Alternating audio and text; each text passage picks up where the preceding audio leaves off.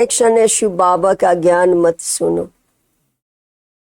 ऐसा जोर से माया चमाट मारती है जो घर बिठा देती है हमें, जो बुद्धि में ठहरता भी नहीं, बाप को याद कर ही नहीं सकते, मित्र संबंधी देहधारी याद आ जाते हैं, बाबा की आज्ञा नहीं मानते।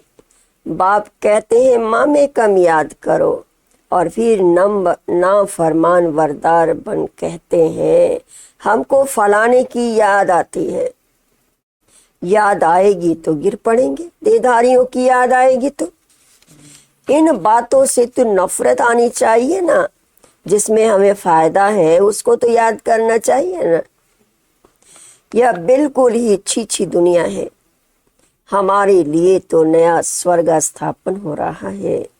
तुम बच्चों को बाप का और सृष्टि चक्र का परिचय मिला है तो उस पढ़ाई में भी लग जाना चाहिए। बाप कहते हैं अपने अंदर को देखो। नारद का भी मिसाल है ना, तो बाप भी कहते हैं अपने को देखो। हम बाप को याद करते हैं, याद से ही पाप भस्म होंगे।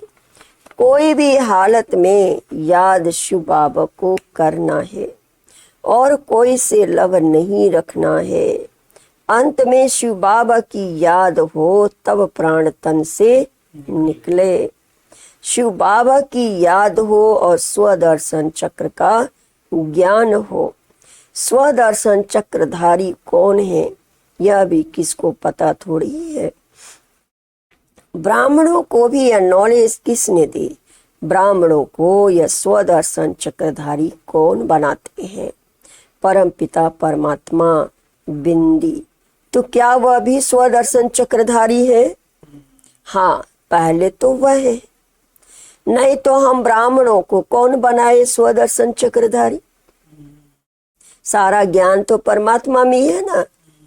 सारी रचना के आदि मध्य अंत का नॉलेज उसमें है।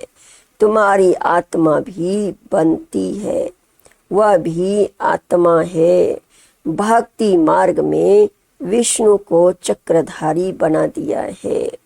हम कहते हैं परमात्मा त्रिकालदर्शी, त्रिमूर्ति, त्रिनेत्री है।